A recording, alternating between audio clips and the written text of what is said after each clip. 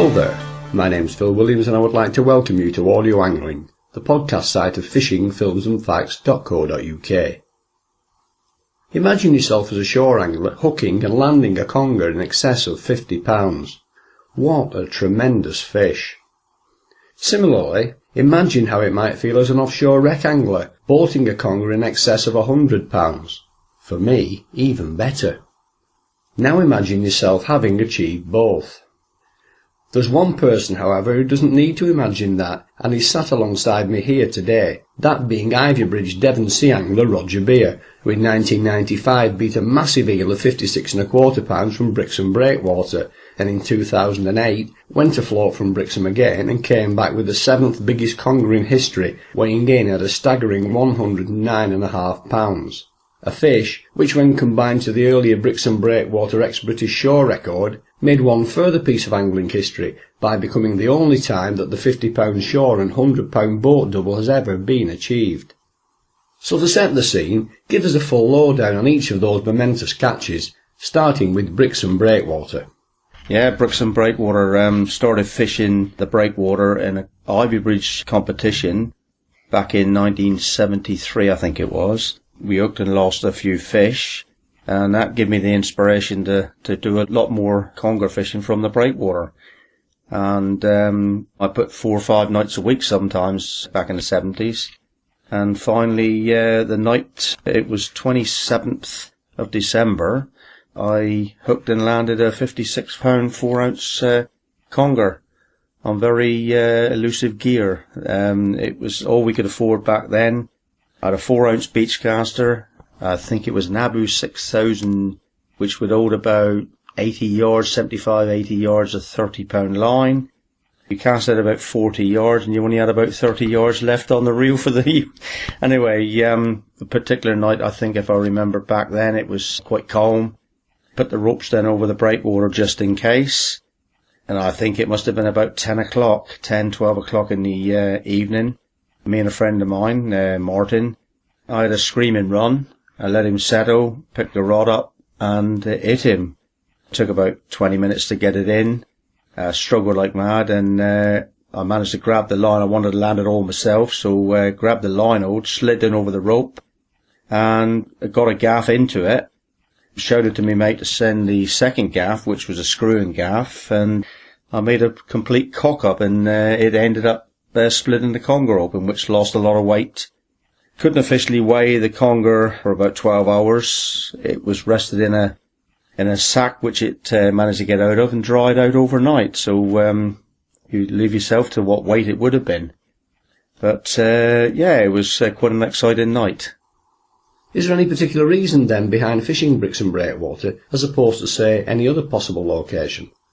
Yeah, the breakwater was, I found it very good. Apparently it was even better. Obviously not for, there's a few 30, 40 pound fish being landed, and I've landed quite a few off the breakwater for other people. And also I had quite a few 30s and 40s myself. I just love it. You got 1,000 yard, I think it is. At the end, I think it must be 60 foot, maybe 50, 60, 70 foot. We got different marks on the breakwater, which we fished different parts of the tide. I was on nearly out the end on the outside, and you had to climb down about 30-foot rope to get down to the where the tide comes in. And usually on the best tide is low water, which is always the awkwardest. That's really, I just love the breakwater because, you don't know what you're going to catch out there. I've had anglerfish, pollock, large bass, bass over 12 pound, pollock over 8. So, there's some big fish out there. But nowadays, and since they long-lined it, in the 80s, it took out a lot of eels. And I do believe I heard a rumour that one of them was, an 80-odd pound. And we hooked that one and lost him quite a few times. We called it Scarface. We seen it once and it was just, hooks and traces and whatever, But, I've actually lost one night, out on the breakwater. We got it in towards where the gaff was. Before we could get down to gaff it, it managed to break free, and that one we estimated about 85 pound roughly, which was massive, about 9 foot plus long, and a girth quite big, But yeah, conger fishing on a breakwater used to be good because we put the time in. And these ropes you mention, were they for climbing down to reach hooked fish? The ropes were actually for just climbing down just over the breakwater. You climbed in on the 30-foot rope, and then you had to pull yourself back up, and then you had about 5-foot piece of the breakwater to get up, and it was difficult, but we used to do it quite regular. You might fish 2 or 3, 4 months without a fish, and all of a sudden you look one, and with a bit of luck and everything, you might land it. The biggest of which for you turned out to be the British record. Yes, it was a record back in 75, put in for the record, and held a record, yeah. The same year, I had the small eye record as well from the shore, which was 13.7. That was quite another place, Stoke Point, but, you know. A fish completely overshadowed by an eel almost twice as big from the boat in 2008. Well, the story on that one, I used to fish off Plymouth a lot. It was a flat bottom boat. We used to go out regular on a Wednesday night, I do believe. And I think the boat was called back then Lady Elizabeth. We used to fish in the dark, just in this sort of sound, not very far out, tied up. And we used to catch 30-pound conger just playing around. And I used to go out occasionally for conger out in the boat. And I got to the stage where I was being more sick. And they was using me for ground baiting. And so I gave up for well over 30 years. And a friend of mine who was fished off the breakwater again, going back in 70s.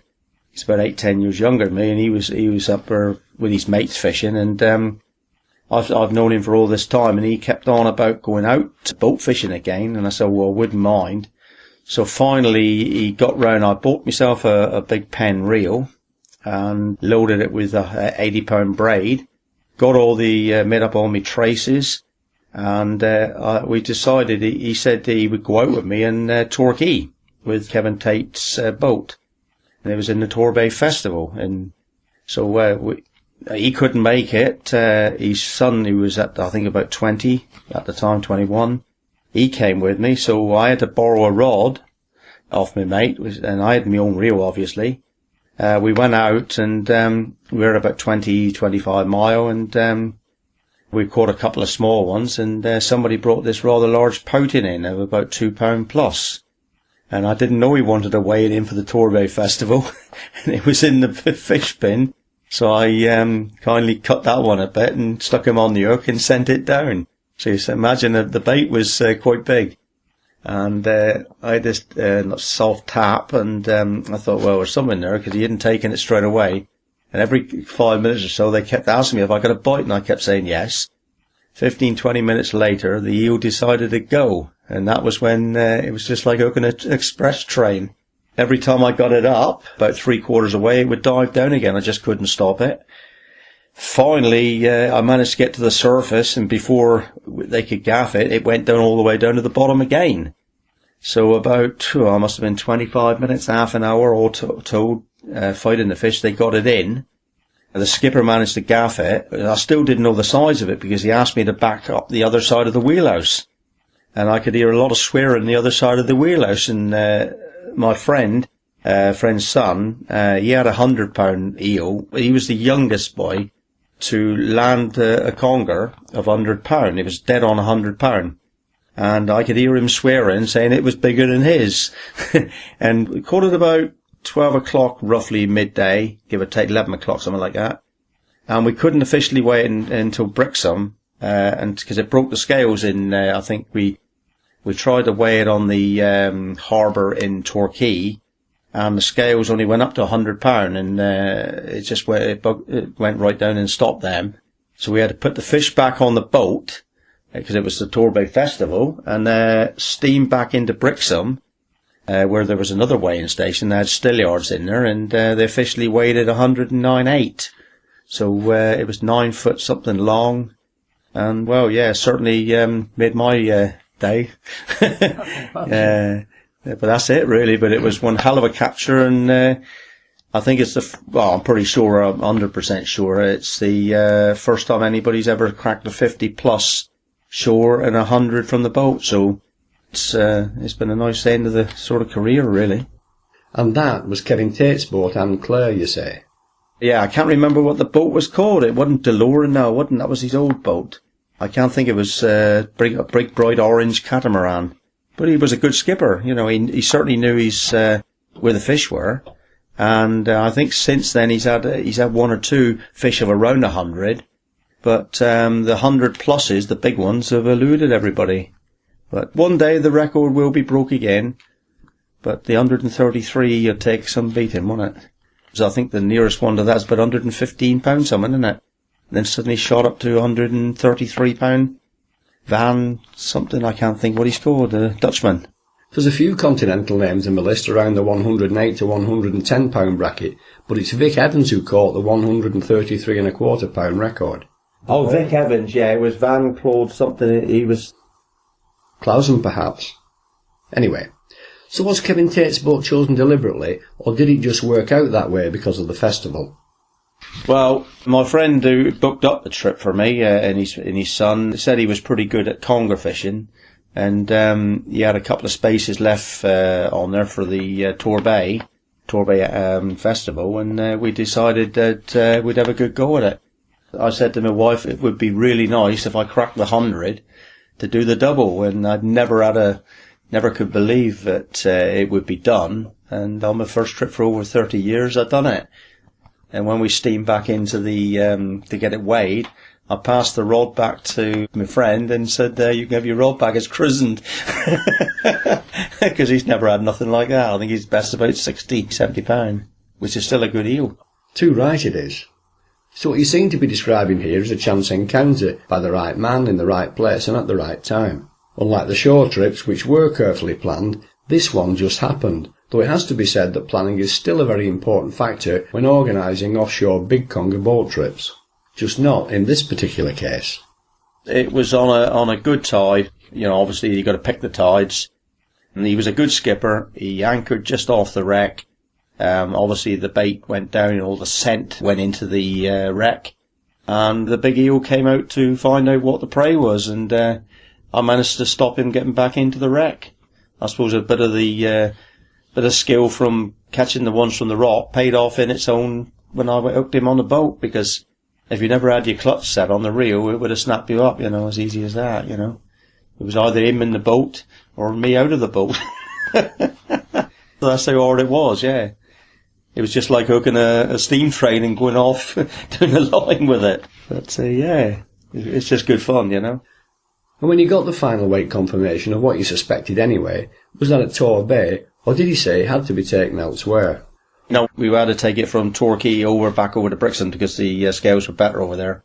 And they went up well over 100, and when they said it was 109.8, a couple of my mates I've known for donkey's years, they came out shaking my hand and said 109.8, you've done it. So that's just sort of brilliant. But then it was trying to catch more 30 pluses from the shore then, which I've done. About 3-4 years ago, I had 2 in 1 week, a 32 and a 33.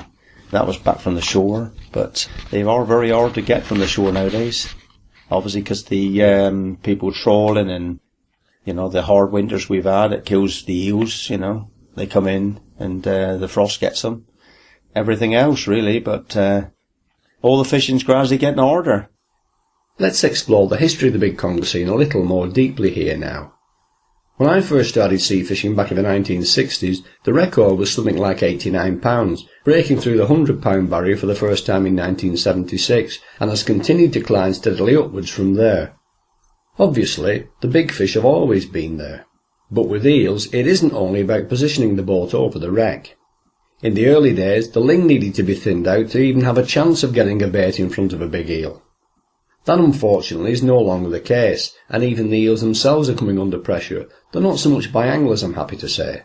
I'm pretty sure because people now are returning a lot of the eels.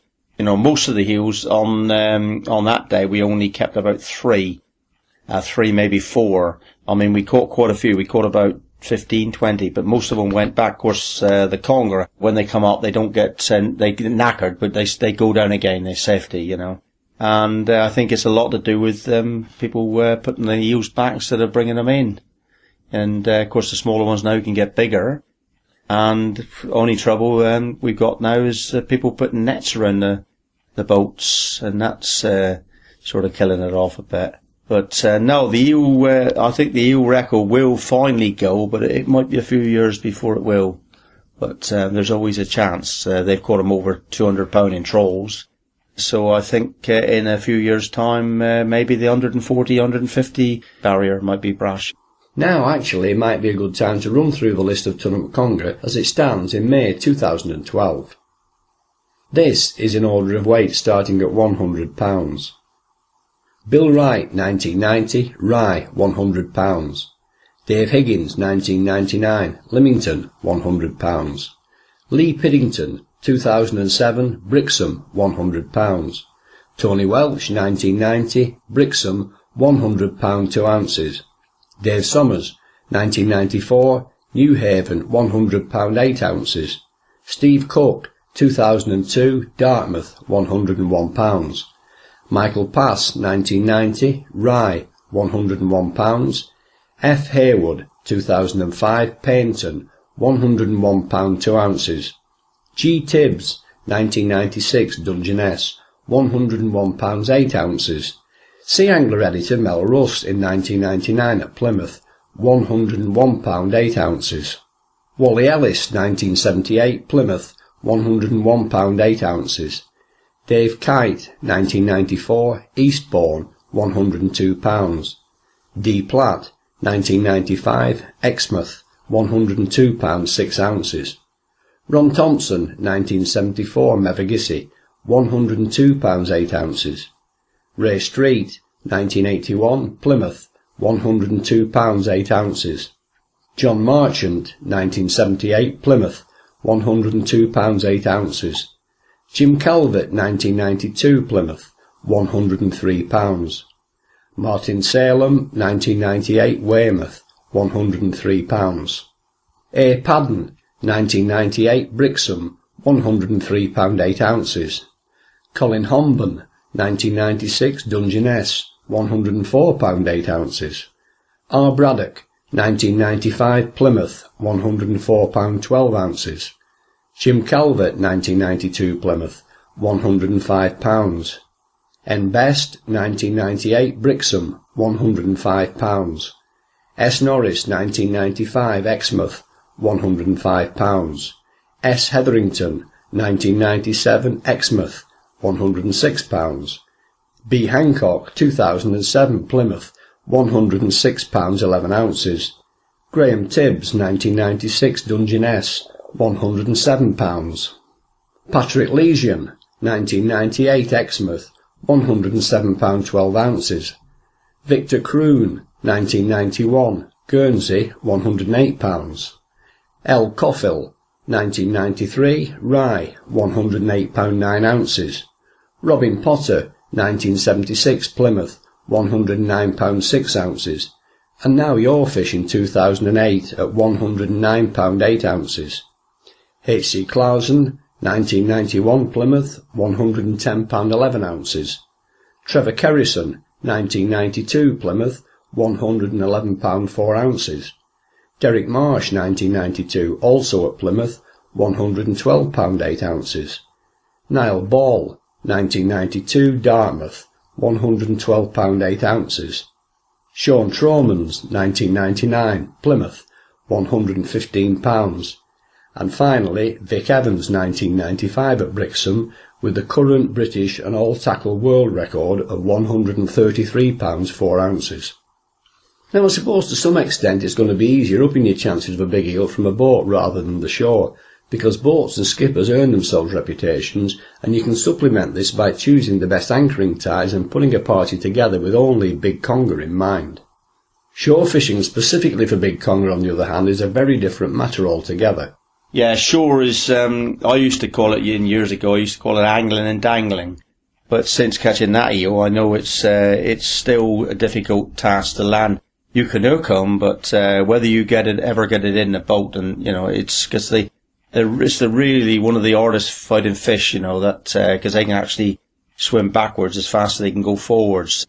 Luckily, I had 80-pound braid on, which I felt, there's no stretch in the braid. And one slight twist, he would have snapped me, but I had everything set pretty good. And I tired the eel out eventually until he got in the boat and he just come to life again.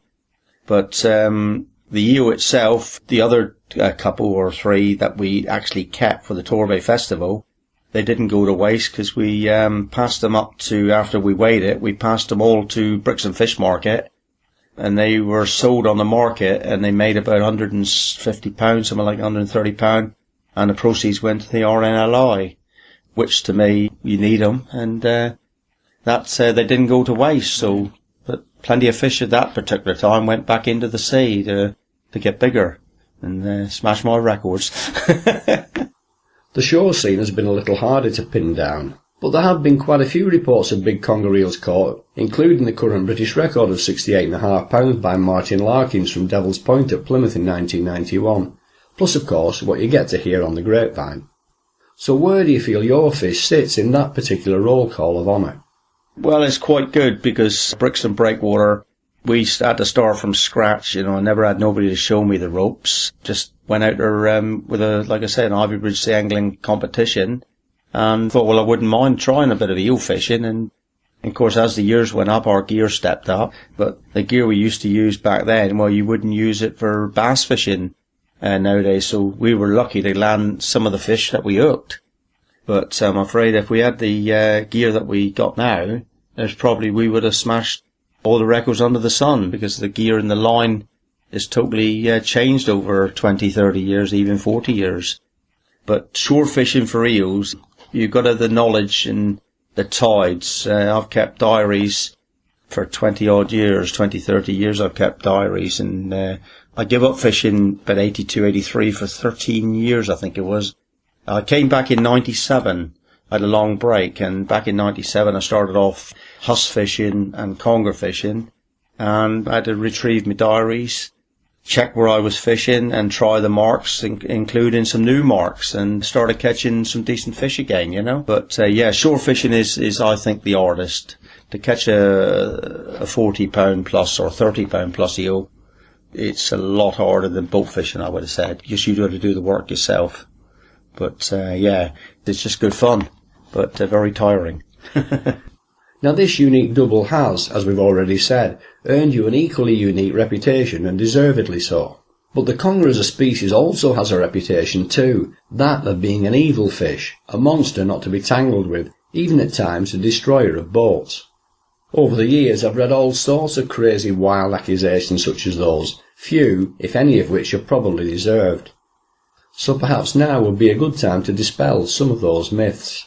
Well, sometimes if the eel was deeply hooked, we'd cut the trace as close as we could and put it back, because the hook will rust out in about, 2 weeks, 2.5 weeks, because we never use stainless steel hooks. But the traces nowadays we clip on.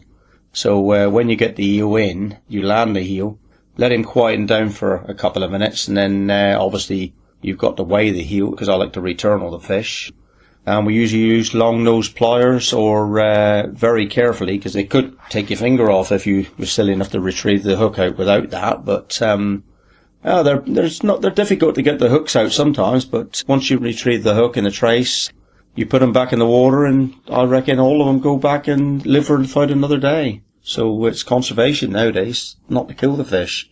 Well, to me it is anyway, and a lot of others. But there's still people that will kill eels, and I understand if it's a record, or you think you've got a record, they won't let you take photographs and say you've caught it at that weight. You've got to take it to have it officially weighed. So that is killing the sport, really. Nowadays I take photographs of the eels myself with a timer on a camera, because I'm very often fishing on my own. One day I had a 25 and a 30, I think it was, and I had them on 2 rods, one after the other. And I had a camera set up, took photographs, got it, and weighed them and put them back within 5 minutes, and they both swam off. So it's conservation all the time for me now. Any amusing rather than threatening little anecdotes? Bricks and Breakwater one night, snapped on my boot, but he soon let go.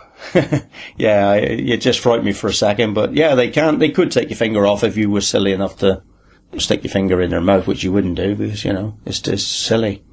Just be careful. They can be vicious, but not some of the rumours they've got now. What about out on the boats?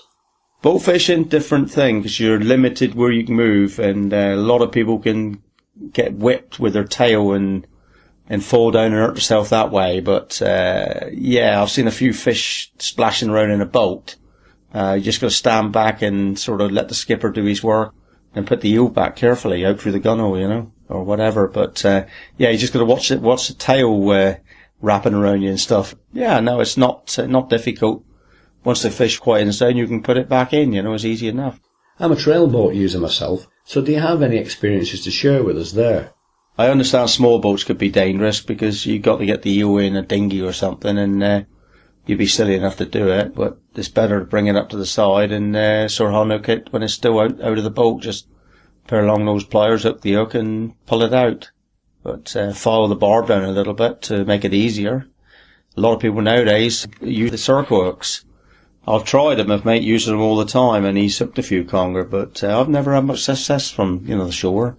But apparently the circle hooks always hook in the corner of the mouth. But he's using them regular and catches them. We use them for Huss. But I've never had much, I still go back to the original hooks. But 8-0 or 10-0, with a whole mackerel. Now presumably a lot of anglers are going to be envious of your achievements, myself being one of them. So far, we've concentrated on the catching of each individual fish. What I'd like to do now is to look at the timing and planning behind finding and getting to grips with big conger, starting again with the shore. When you're planning a trip out on the shore, you've got different marks, fish different tides. Some fish 2 or 3 hours over the top and half an hour back. Some fish low water, last hour out. So you've got to use sort of different marks and always in the dark. You go out maybe just before dark to get all your gear set up, and then fish into the dark, onto the best tides that the mark should produce. And if you don't get anything, no bites in that particular time, you just will pack up, So you're only going for 3-4 hours a trip, because the rest of the tide, you're just wasting your time. Prove it over the years that different tides, different marks, different baits even. Some places like cuttlefish, some marks like squid, some like mackerel. A combination sometimes, But I usually make up my own traces, and I even started getting cuttlefish because they're so messy, doing all the work home, cutting them up and putting on a hook, tying it on with elasticated cotton and freezing. And then taking like 4 or 5, I used to call them lollipops, and clip them on a trace with a 100-pound clip, put your sliding weight on and cast out. And as you know, cuttlefish you can refreeze 2 or 3 times, so it saves you money as well. Put your sessions on the shore, it's all done. And if you can keep notes in a diary, which marks fish certain tides, certainly helps you later in the years. Now to me, Brixham Breakwater, and I suppose a number of other similar structures all around the country, sound like ideal conger venues. But what if you don't have access to big man-made structures? Are there any natural marks which could also do the business, and if so, what would you be looking for to suggest one might be worth giving it a go? A lot of places like harbours nowadays, where the ships come in with their catch, they won't let you fish, but there has been known in Brixham there was a hole in the wall, and there apparently was a large conger went in there, or a small conger went in there, and all the fish that was going past, dead fish and that, he was sticking his head out and grabbing them, and a rumour has it he got so big he couldn't get out. So harbours really is difficult to fish because you isn't allowed to. A rocky outcrop miles from nowhere is usually a good spot, long as the ground is kelpy, rocky and stuff like that, because we set up traces for the bullhuss and the conger.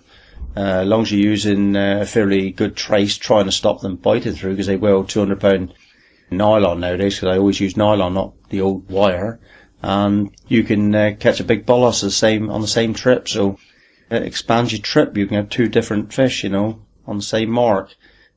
But bullhuss and conger, the roughest ground you can find, lose your gear or catch a fish. Are there any specific requirements for water depth? Well, in the dark it doesn't make much difference, obviously, because it can be like 20, 30 foot deep, or off Brixham Breakwater 60 foot, 70 foot. It doesn't make much difference, I didn't find, especially in the dark, because obviously places like Natural Arch is only like 25 foot. Some decent eels have come out of there, I've had several 30 pluses from there, but it takes you months to catch one. Where possible, do you ever do any pre-baiting, loose feeding, or even use chum bags to draw fish into the vicinity of your baits? No, at the time we'd never used to use rubby-dubby.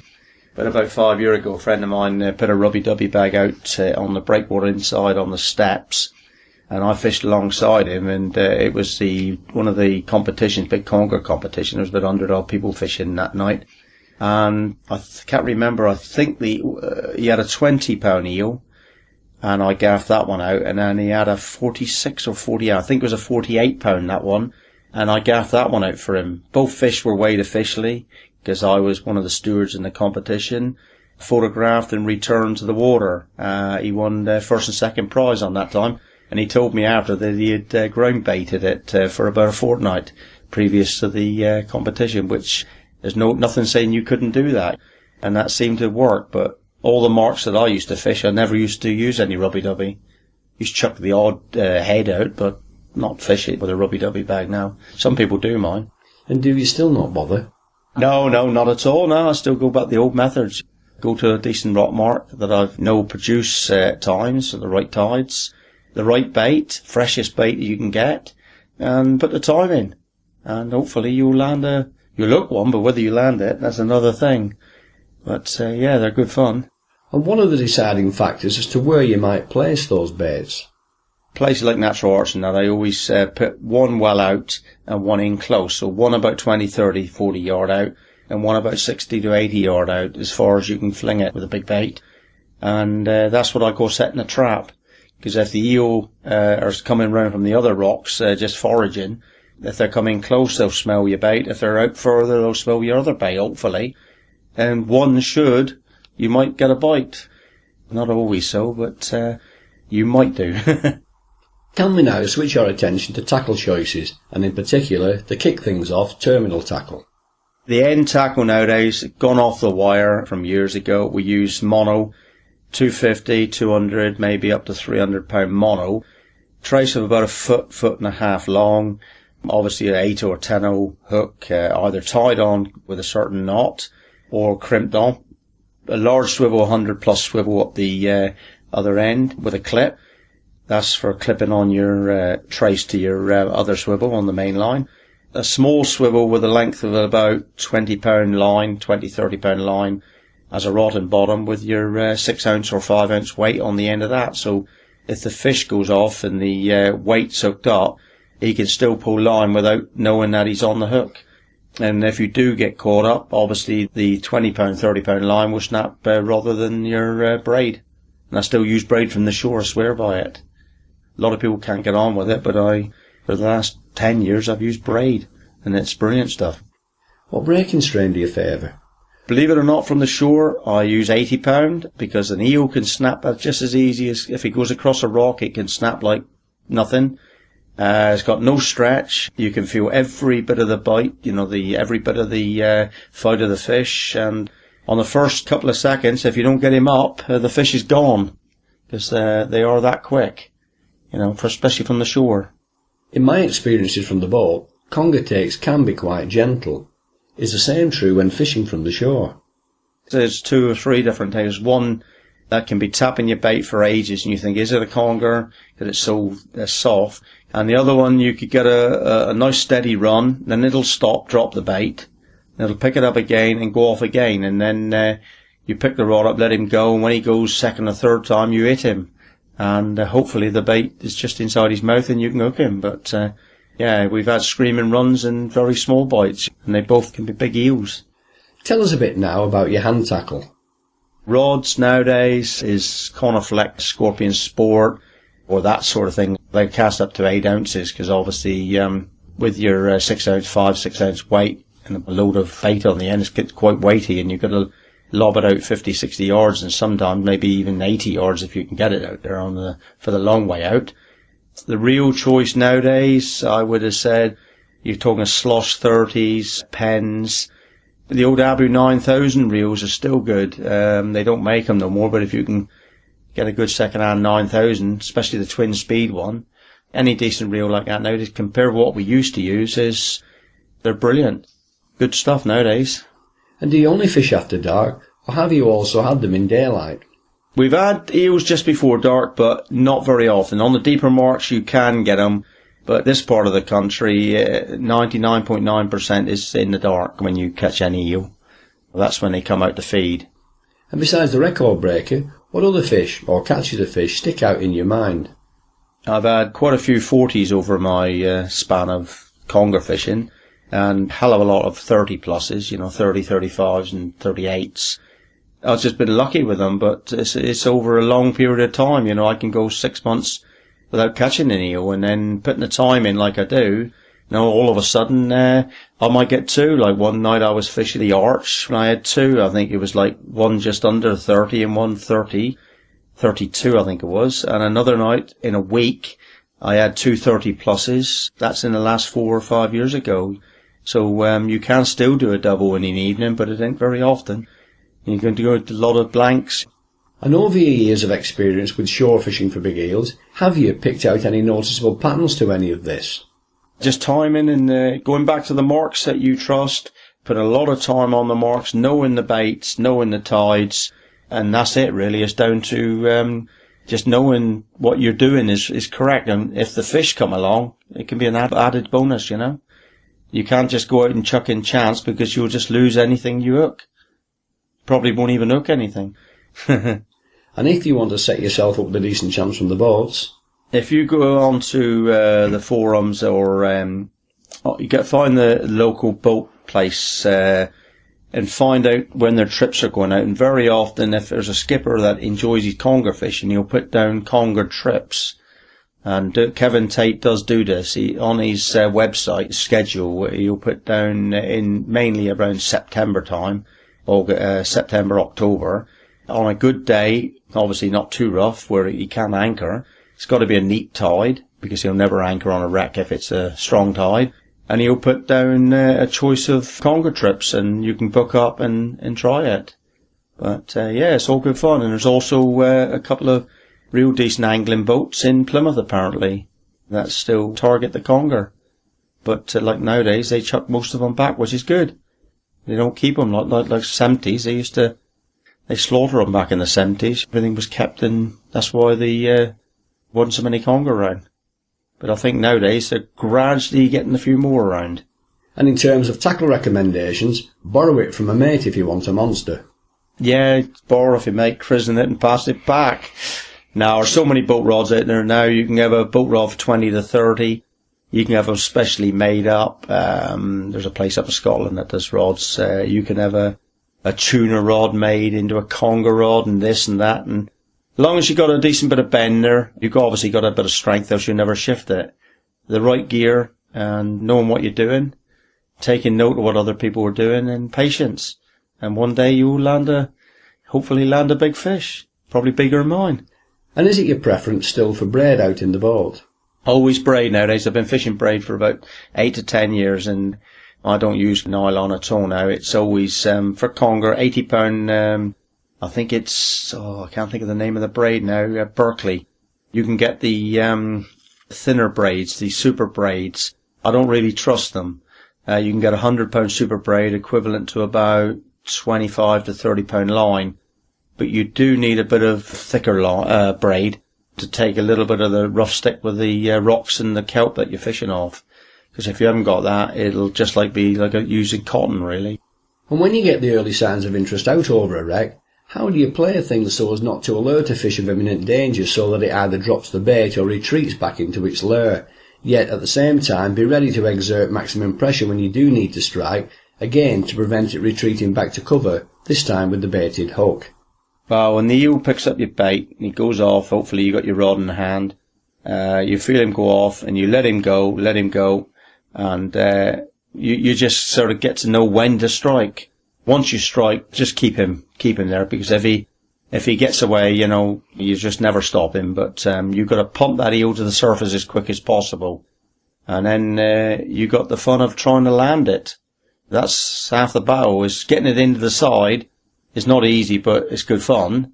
But to land it, getting it out of the rocks, I invented a gaff that the top of the handle would spin, because a lot of conger previous to that was lost at the gaff. It used to spin, and the gaff would spin at your hand and you lose the fish. But I made a handle one day and tried it, and it has been very successful. Landed several 30, 40 pluses with this gaff, and the spin, don't matter about the braid getting tangled, as long as the eel can tire himself and then pull him in after he's knackered like. Now the biggest conger I've ever heard about, taken by any method, was one of around £210, commercially caught off Falmouth, I think. Have you heard of anything bigger? I haven't heard of any real large eels being washed up. Only back in the 60s, I think it was, there was a frost and killed hundreds of eels. They were surfacing and dying of the cold because they're inshore fish. But I think the record will be broken. It will, if it does go, it will be smashed. But it's going to take one hell of an eel in person with the right gear and the knowledge to get it up, and a good skipper to be able to gaff it in, unless you do what they call a solitaire. And that's a bit of fun. I've only done it once. That was only with a 55, 60 pound eel, but that took some doing. But no, the conger eel record will go, but it might take 10 years, might be 20 years. But if they keep doing the conservation, obviously the eels are going to get bigger, and with luck, somebody will catch a real big one. Less ling on the wrecks these days grabbing the baits is also going to help things along. Yeah, the ling can be a pester, but like you said, there's not so much ling around nowadays. They're getting scarcer. But you send down a decent bait, a big bait, just target the big eels, and you've got a good chance of landing a like 60, 70, 80 pounder. But and then you hook something real special, and yeah, that'll be a bit of fun. From the list I quoted earlier, this corner of the UK, and Devon in particular where we are today, is deservedly the conger capital, not only of the country, but if foreign visitor numbers, some of whom were on that £100 plus list or any barometer, also of Europe as well. What are your thoughts then on that? It used to be a lot better what it is now, because back in the 70s and the 80s, when the conger fishing was in full swing, the boats used to target the eels all the time. But nowadays, you've got to find a skipper that will target eels on certain tides, because there isn't so many people that they'd rather go out catching pollock and stuff like that, but they don't know what they miss until they hook a large conger. But I think parking in Plymouth as well nowadays, because the parking years ago, there was a lot more parking in places that the boats could go off. Of course, nowadays, I think Queen Anne's Battery, it costs you a fortune to park, and people just don't want to pay the cost of everything, and the boats just don't want to go out catching conger. But now other places are taking over the crown. Brixham used to be good back in the 70s with the Koh-i-Noor and our Unity, two of the best conger boats ever going they were. They isn't around now, but Plymouth is starting to come back into the swing of it now, and I think the Conger Club had trouble with getting the Conger Championships out in Plymouth, but I think they went up to Poole Dorset or something, and they weren't so successful, so I think they'll be trying back in Plymouth this year again, hopefully. With that in mind, how do you see the future of British conger fishing, the British Conger Club, and of course your own future on the conger scene? Boat fishing is getting a little bit expensive nowadays with the price of everything. It's going to cost you £55, even £60 a trip to go out on a boat. That's without parking, without your line, without everything else. Shore fishing, the price of fuel nowadays, it's certainly slowed me up a lot. But it's the price of everything, putting a lot of people off at the moment. But I think the Conger Club will be going for another 50, 100 years maybe, you know. But as long as somebody there to run it, it's a good club. And for my final question, why the obsession with big conger? What is it that makes the species so special? It's the going back to the Stone Age, isn't it? The hunting and the prey and, you know, everything else. And to anybody who has not hooked a conger from the shore or boat, a decent one that is, give it a go. Because once you've hooked one, even if you don't land it the first time, keep going on. And once you get the first eel in, 20 pounder, it's a good eel. Then you progress to a 30, and then a 40, and then maybe a 60. So just keep going and you'll finally land one, hopefully. Go and beat my record. You know, he's there to bait, 50 plus from the shore and 109 from the boat. Yeah, just go out and do it. And of the two, which one means the most to you? Both. It's difficult to answer it. The shore conger obviously is the one that I'd rather get the record. Boat fishing is just pure fun, and it gets your adrenaline going. But I can't really choose from both of them. It's a very difficult question. Well, for what it's worth, and I'm a boat fisherman, the shore record edges it in terms of prestige for me. Yeah, the shore one, yeah, I would have thought so, because Like, I go back to this angling and dangling, as I used to say back in the 70s. But, yeah, both of them good, but perhaps the shore one, yeah. Yeah. Definitely. I've caught lots of congers over the years, but I've never seen, let alone caught anything even remotely close to either of those two fish. And in light of what you've said about the fighting potential of such big fish, I'm not entirely sure that I should feel as though I've missed out either. Fortunately, I'm too long in the tooth these days for such a physical mauling. Nonetheless, it made great listening, and hopefully will be inspirational in persuading others to want to give it a try, while at the same time recording another little piece of real angling history.